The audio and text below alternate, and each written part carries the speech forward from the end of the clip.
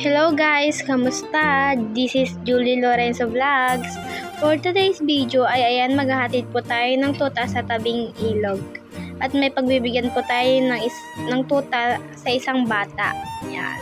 Maghahatid po tayo guys ng tuta at gusto daw po ng bata na magkaaso. Ang pupuntahan po natin ay medyo malayo, mga 10 minutes. Mga 5 minutes lang po yung takbo. Yan. Papunta po tayo sa bahay ng ating bayaw. Nag-road trip ang bata guys. Yan. Enjoy na enjoy. So, dito na po tayo sa tabing ilog. Yan.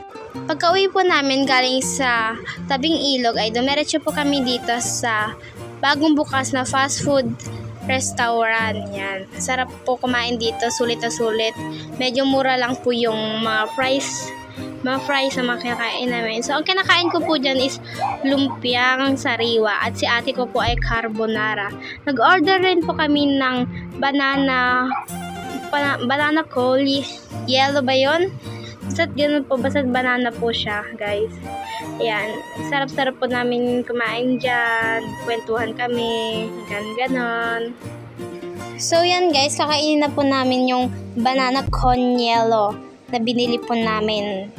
Yan. Parang ano po siya, halo-halo, pero puro banana po yung nasa loob niya. Tapos meron po siyang yema. Tapos may sago po. Yan. Sakto lang po yung lasa niya. Medyo masarap naman. Medyo masarap po talaga. Kaya paulit-ulit po kami bumibili dyan. Pangalawang bili na po namin yan dyan. Yan. So, fast forward po tayo.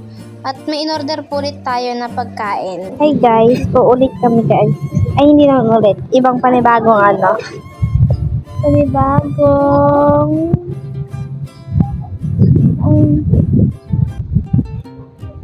Panibagong order guys. Ang ano naman Coke.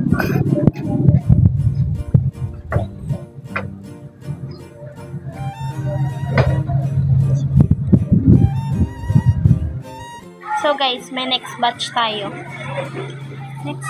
So guys, nagchismisan muna kami habang hinihintay namin ang aming order. At yan nga guys, andyan na yung order namin. Ang order namin guys is, ako order ko palabok. At kay Ate Shi naman ni tapsilog. Take to guys. So yan guys, kumakain na po kami dyan ng pang take 2 namin na pagkain na binili. Kala mo milyonaryo kung nasa Isabela ka. Yun eh. Milyonaryo yan, silent billionaire daw ka ng iba. Yan. Kung ano daw po namin, kinakain namin. Ganyan lang po yung banding namin ng pinsan ko. Kumain sa labas. Yan. Kumain kung saan namin gusto. Kung may bagong bukas. Yun. Kahit maubos po yung pera namin, basta magkaroon lang po kami ng banding. Ganyan po kami ng pinsan ko. Nagtitikiman po kami dyan ng mga kinain. Nire-rate ni ate ko kung anong rate yung palabok na kinakain ko. Ako po i-rate ko po yung palabok nila dito. 10/10 kasi masarap po siya. Yan. Yeah, masarap naman sa'yo lahat. Charot. Yung ano po, yung chicken po ng binili ni ate ko is ano, yung tapsilog po. 9/10, hindi siya masyadong ano, hindi ko siya masyadong nalasahan na ano. Basta may kakaiba siyang lasa guys. Tapos yung sabaw ng tapsilog ni Ate Lulis, 10/10, masarap po. Parang ano, parang nasa inasal ka lang.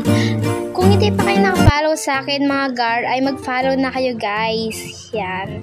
Yun lang. Thank you for watching.